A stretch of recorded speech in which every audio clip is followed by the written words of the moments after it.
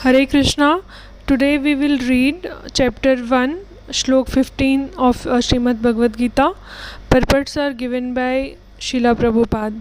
Srila Prabhupada ki jai, Gurudev Maharaj ki jai.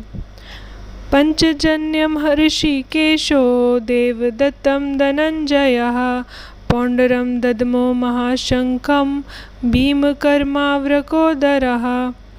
Lord Krishna blew his conch shell called Panchajanya. Arjun blew the Devdatta, and Bhima, the voracious eater and performer of Herculean tasks, blew his terrific conch shell called Pondra. Purport given by Srila Prabhupada. Lord Krishna is referred to as Rishikesha in this verse because he is the owner of all senses. The living entities are part and parcel of him, and therefore the senses of the living entities are also part and parcel of his senses. The impersonalists cannot account for the senses of the living entities, and therefore they are always anxious to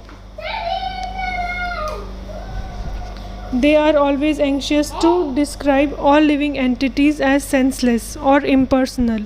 The Lord, situated in the hearts of all living entities, directs their senses, but He directs in terms of the surrender of the living entity.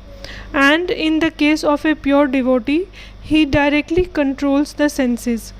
Here on the battlefield of Kurukshetra, the Lord directly controls the transcendental senses of Arjuna, and thus his particular name of Rishikesha.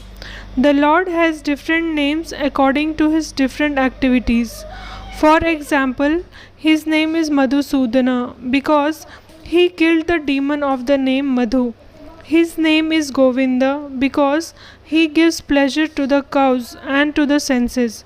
His name is Vasudeva because he appeared as the son of Vasudev.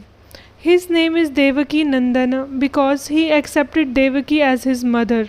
His name is Yashoda Nandan because he awarded his childhood pastimes to Yashoda at Vrindavana. His name is Partha Sarathi because he worked as a charioteer of his friend Arjuna. Similarly, his name is Rishikesha because he gave direction to Arjuna on the battlefield of Kurukshetra. Arjuna is referred to as Dhananjaya in this verse because he helped his elder brother in fetching wealth when it was required by the king to make expenditures for different sacrifices.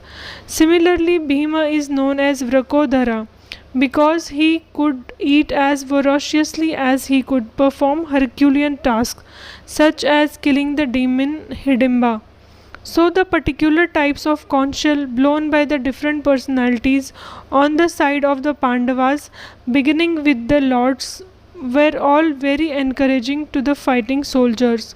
On the other side, there were no such credits, nor the presence of Lord Krishna, the Supreme Director, nor that of the goddess of fortune, so they were predestined to lose the battle, and that was the message announced by the sounds of the conch shells.